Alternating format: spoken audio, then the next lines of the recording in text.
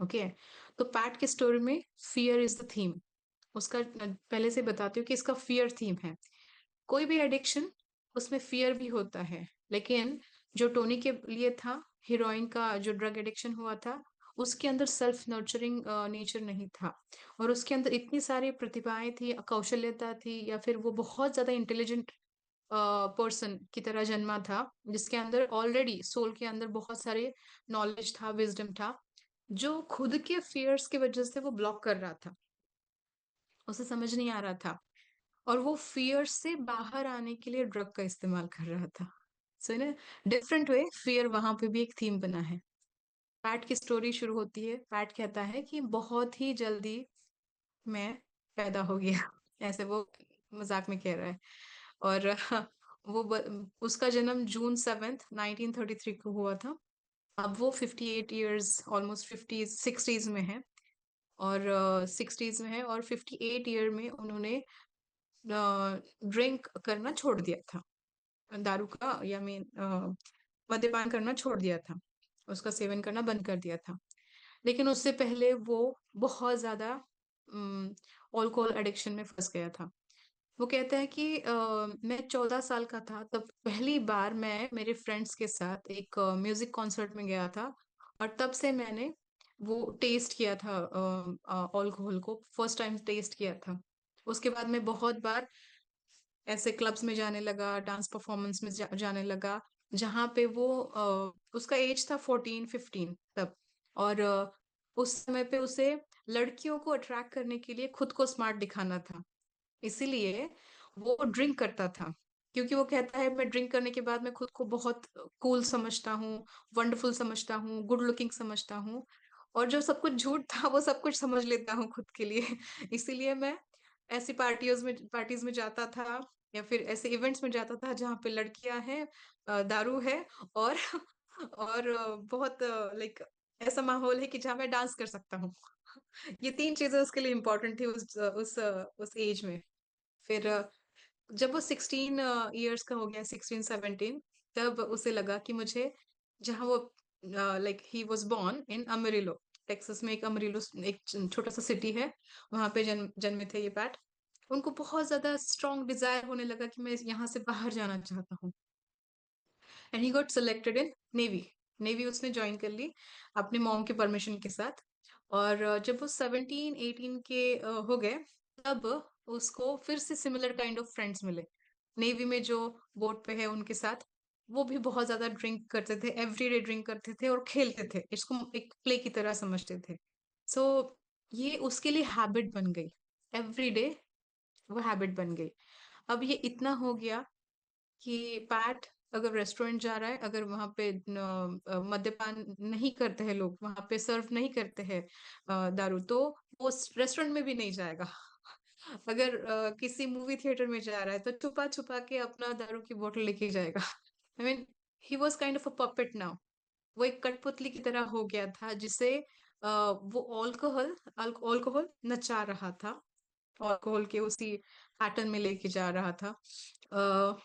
उसने पैट एक बहुत इंटेलिजेंट पर्सन था। ओके।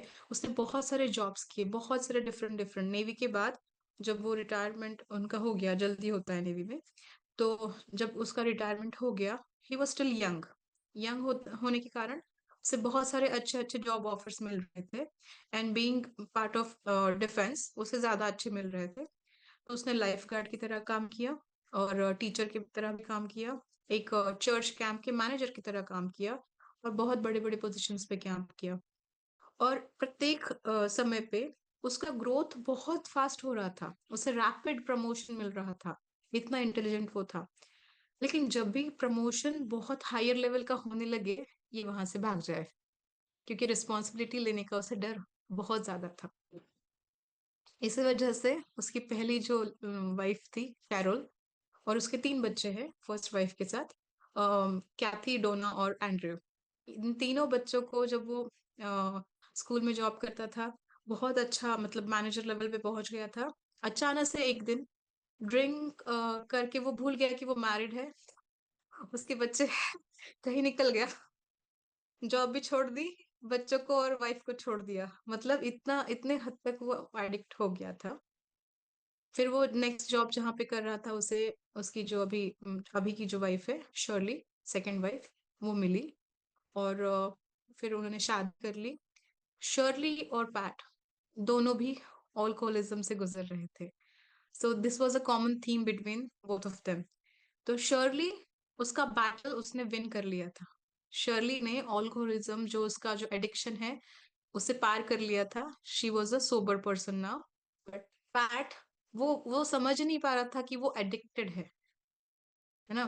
क्या कहते हैं हम लोग उसको, शराबी है, शराबी है ना।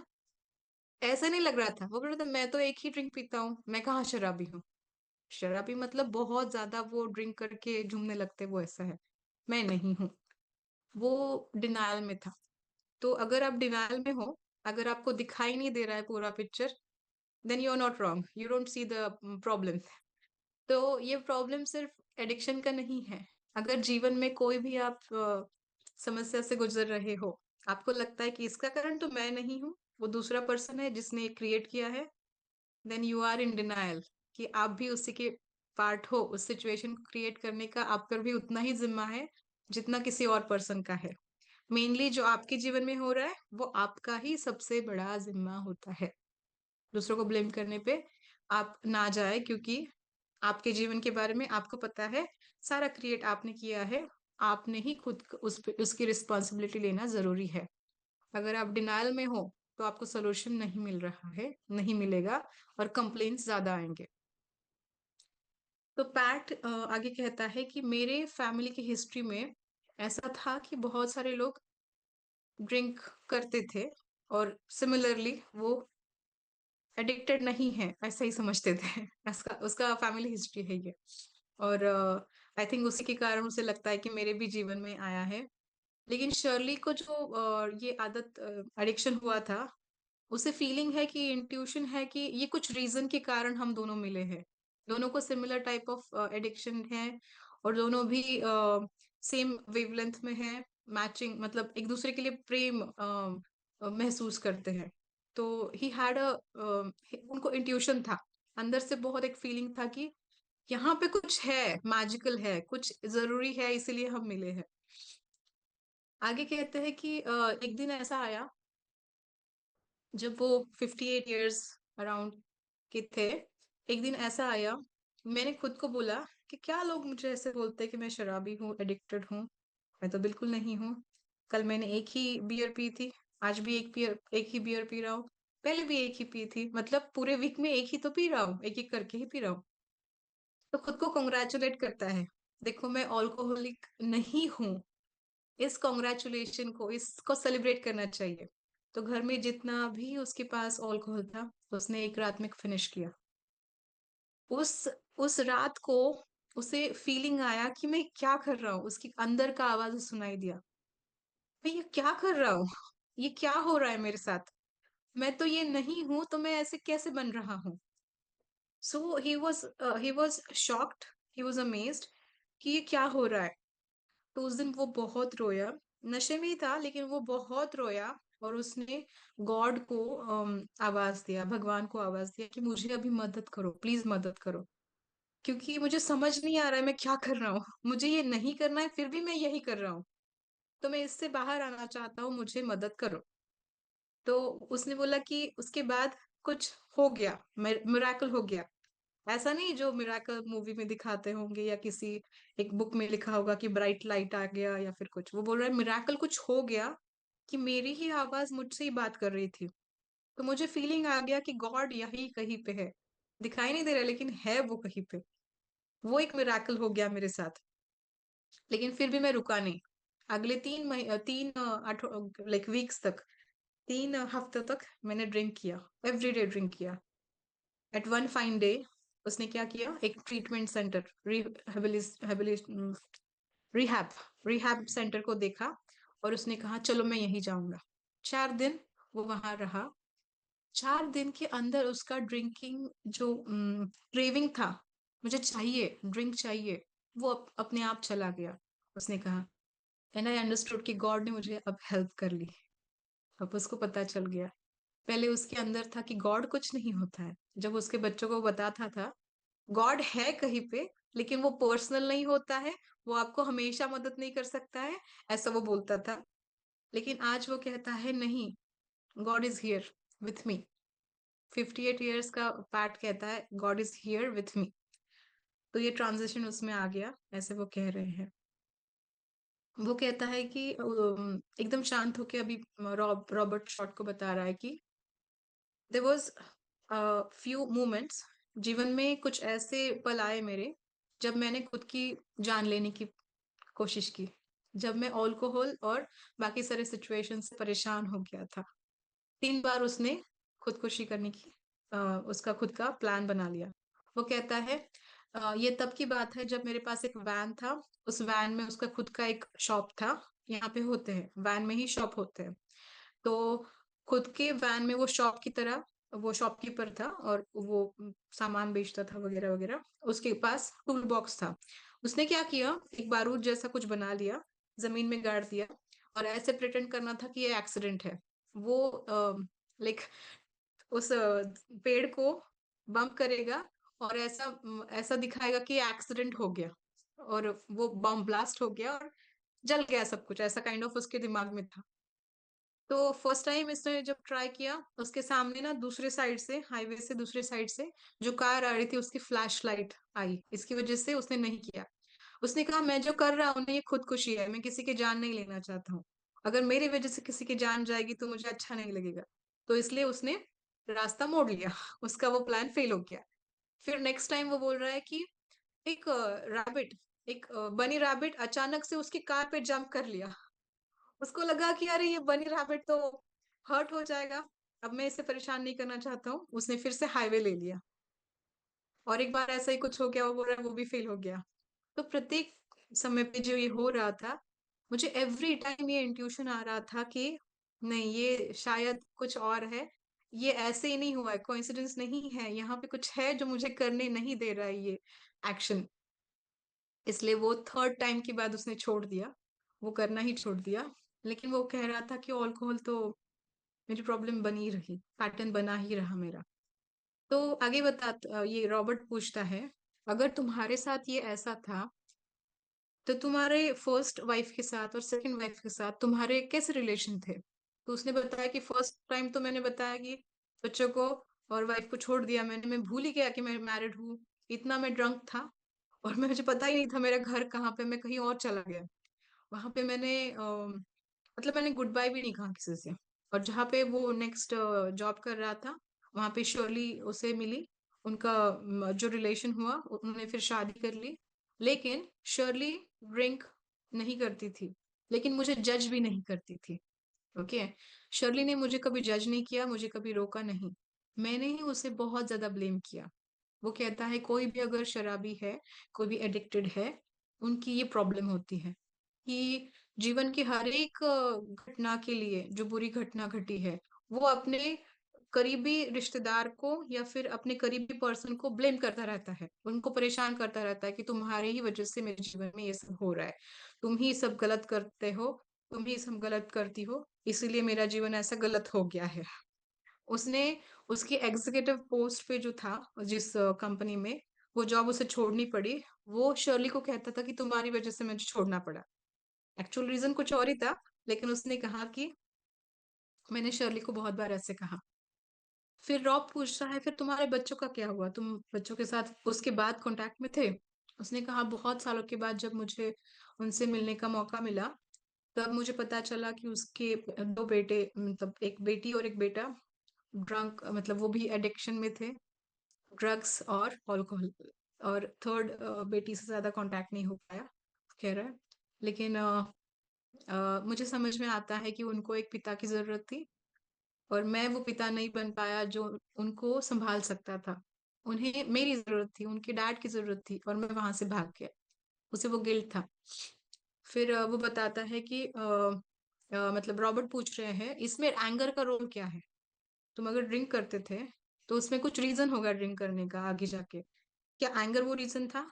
वो बोल रहा है एंगर तो मुझ में बहुत था, लेकिन जब जब ड्रिंक करता था तब मैं एंग्री नहीं होता था। ड्रिंक करने के बाद मेरी दुनिया ही अलग होती थी, ऐसा वो कहता है। तो आगे वो बताता है कि लेकिन अब मैं बहुत डिफरेंट हो गया हूँ। मुझे जब बहुत सालों के बाद, अब जब बच्चे बड़े हो गए हैं और मैं 58 मतलब 60s में अभी आ गया हूँ, तब मैं जब फिर से मेरी बेटियों को और बेटे को देखता हूँ, तो मुझे उन्होंने मुझे फॉरगिव कर दिया है। And it's really miraculous thing for me. और कहता है कि इसकी वजह से मेरे अंदर जो बदलाव आया है वो बहुत डिफरेंट है। उन लोगों ने मुझे फॉरगिव क्यों कर दिया, मुझे क्षमा कैसे कर दिया, जिनको मेरी वजह से जीवन में इतनी परेशानियां हुई। और वो कहता है कैथी, जो एक ड्रग एडिक्ट बन गई थी, उसने कहा कि डैड, तुमने जो किया ना, उसकी वजह से मैं आज जो हूँ वो मैं बन सकी। इसलिए I really feel thankful for everything you did while you were drinking. तो उसको लगा कि ओ माय गॉड, ये ऐसे सोच सकते हैं। फिर उसकी वाइफ कैरोल, जो फर्स्ट वाइफ जिसे छोड़ के चला गया था, उसको पैट ने एक लेटर लिखा सॉरी के लिए। तो कैरोल, उसमें पैट ने लिखा कि I love you so much. Carol लिखती है I love you too Pat, ऐसा उसने लिख दिया। तो ही वॉज लाइक अमेज्ड कि ये लोग इतना बड़ा कैसे हार्ट रख सकते हैं, कि ओपन हार्ट है, कितना इजीली फॉरगिव कर रहे हैं, कितनी परेशानियां दी है। उनके फॉरगिवनेस की वजह से मेरे अंदर और भी ज्यादा बदलाव होने लगा।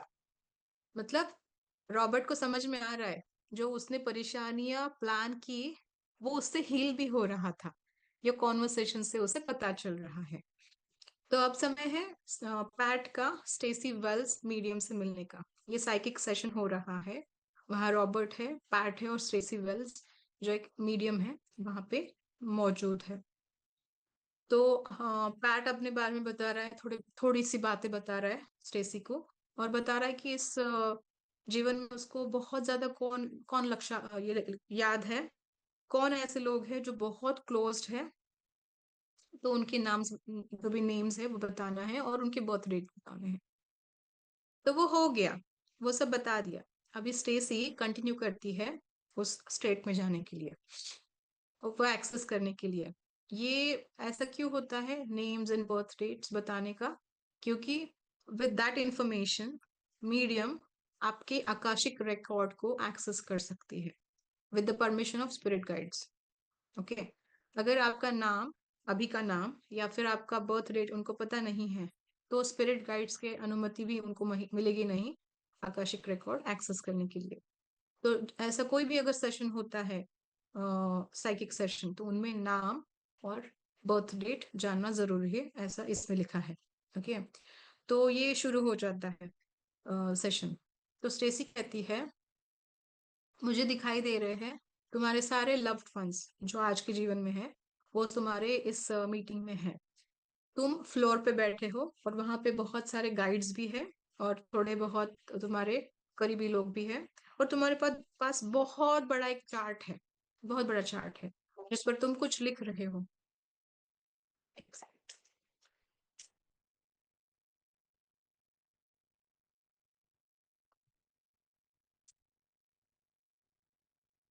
जिस पर तुम कुछ लिख रहे हो।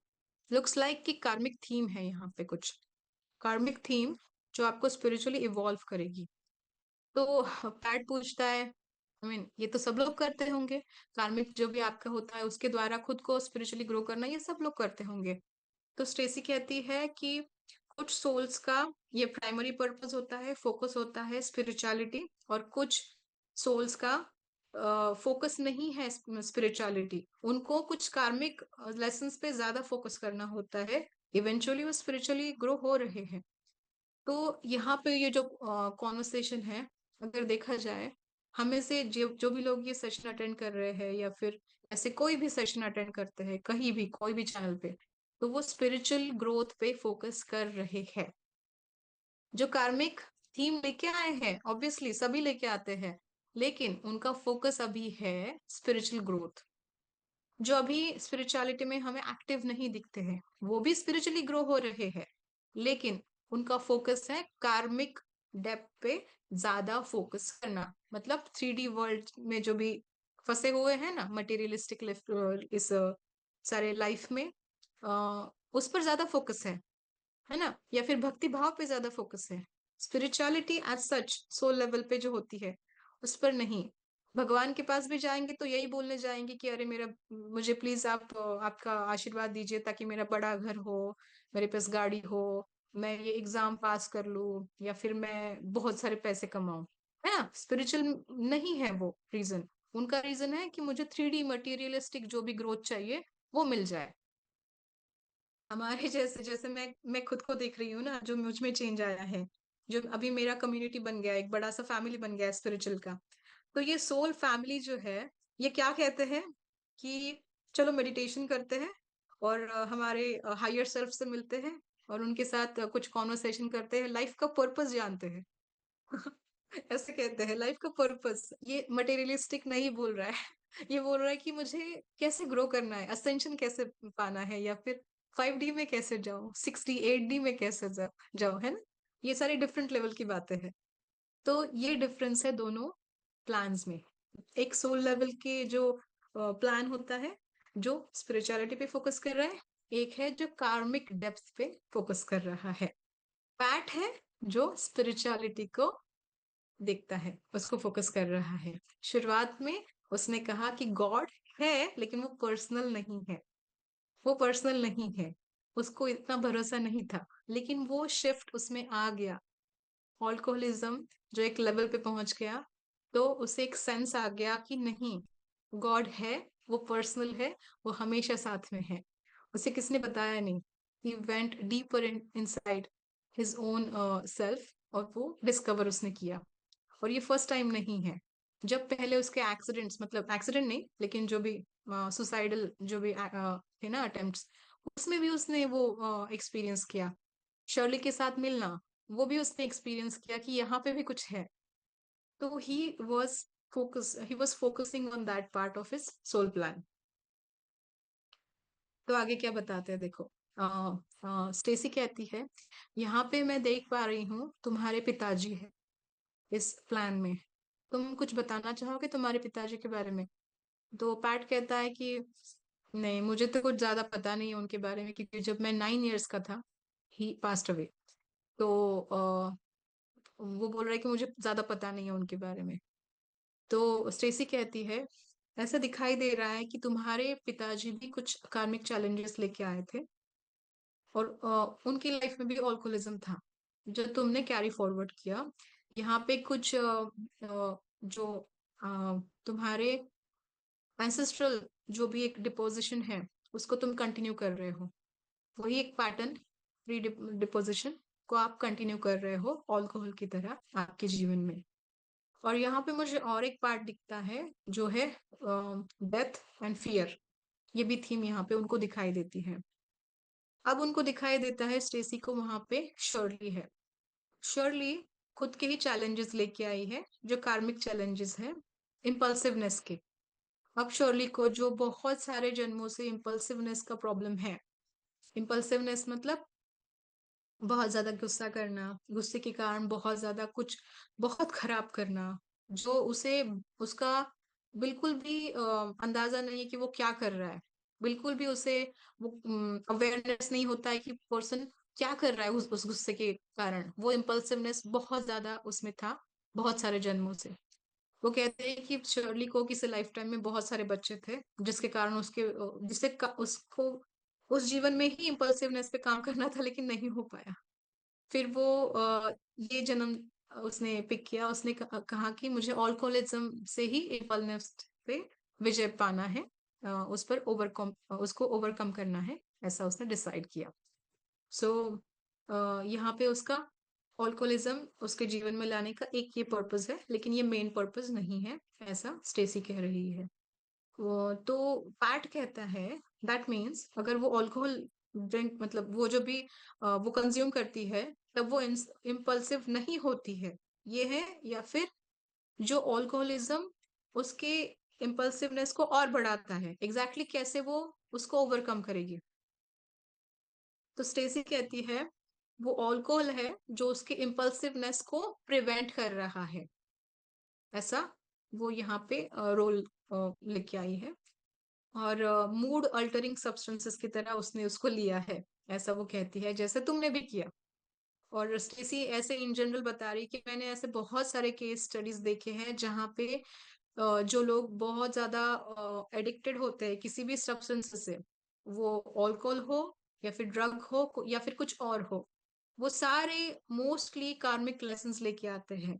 और वो मूड अल्टरिंग, मतलब मूड को चेंज करने के लिए ऐसे सारे सब्सटेंसेस का इस्तेमाल करते हैं, और जो ऑलरेडी उन्होंने प्री बर्थ प्लानिंग में प्लान करके रखा था।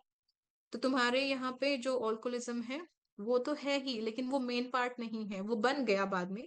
But the main thing was कि तुम लोग बहुत ज्यादा सफर करोगे, तुम भी और तुम्हारी फैमिली भी, और जिसके कारण तुम खुद को हील करोगे और तुम्हारी फैमिली भी मतलब उनके जीवन में हीलिंग लेके आ जाएगी।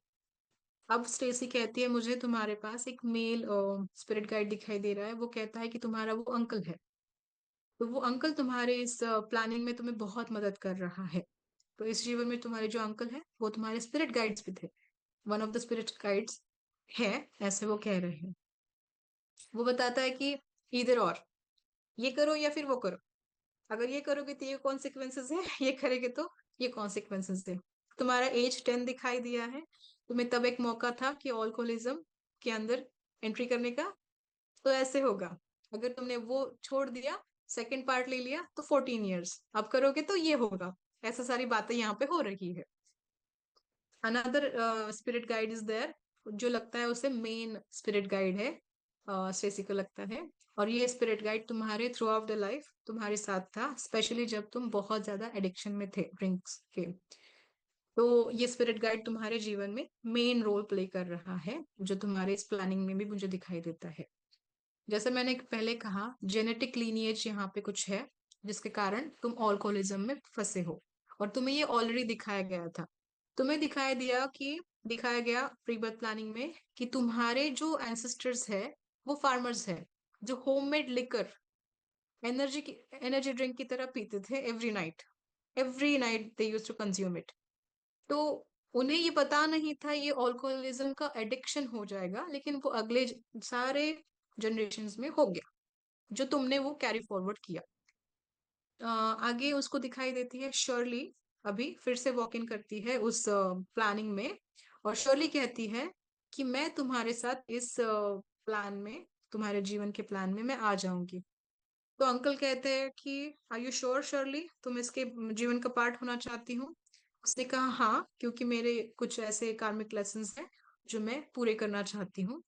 अब दिखाई देता है इसको, स्टेसी को, कि पैट शर्ली एक वेरी काइंड स्पिरिट्स है, बहुत प्यारे, बहुत निर्मल, बहुत प्योर, एक सोल लेवल का लव कनेक्शन उन दोनों में है।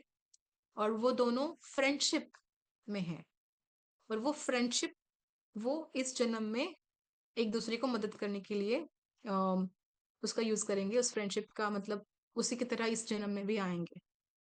तो अब पैट एक्सप्रेस करता है कि हाँ, शायद मुझे याद आ रहा है, मुझे तब भी ये याद आया था जब मैंने शर्ली को देखा था कि ये मेरी फ्रेंड है, ऐसा मुझे फील हुआ था।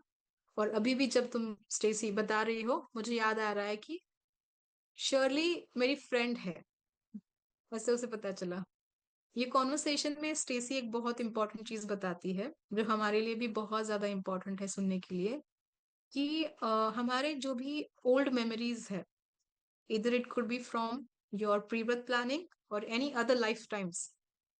बहुत सारे जीवन में आप बहुत सारे मेमोरीज क्रिएट करते हो, जो आपके कोर मेमोरीज की तरह आपके डीएनए में जाते हैं, जीन्स में चले जाते हैं।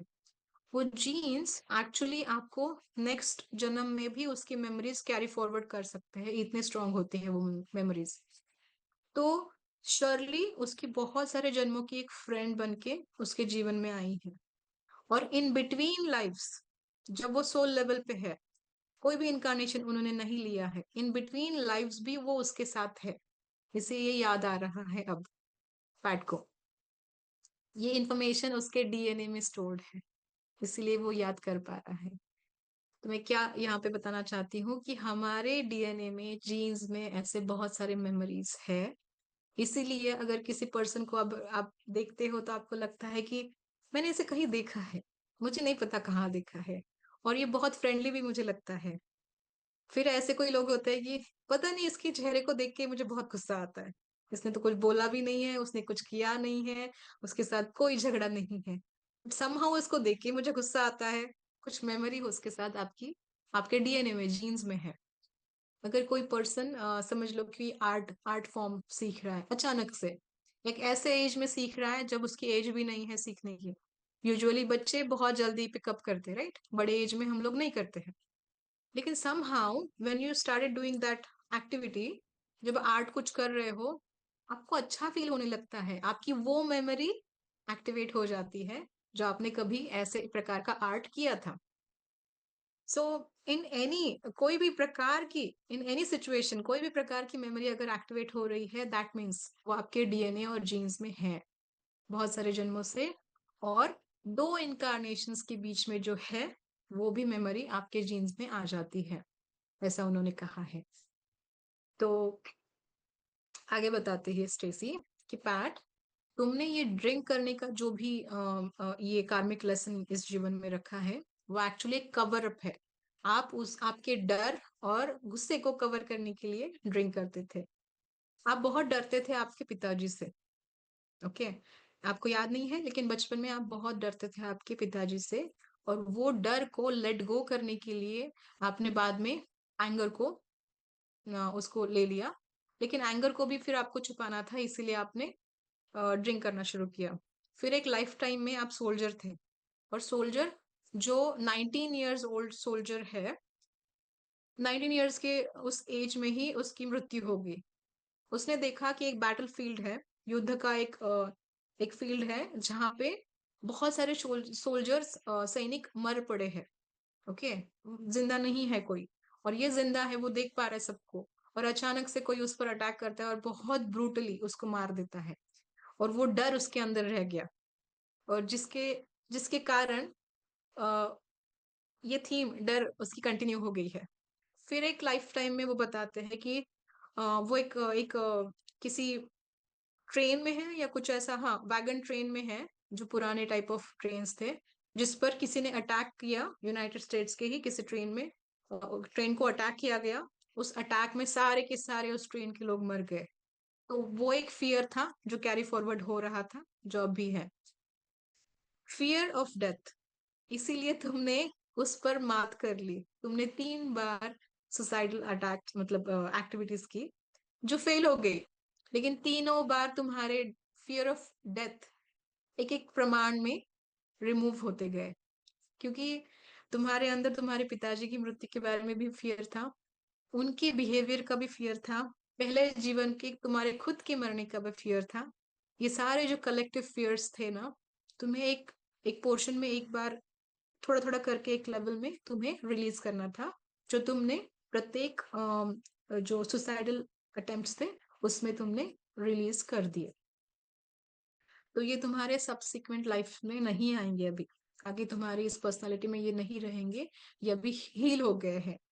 जो फियर ऑफ डेथ है वो हील हो गया है, ऐसा उन्होंने कहा है यहाँ पे।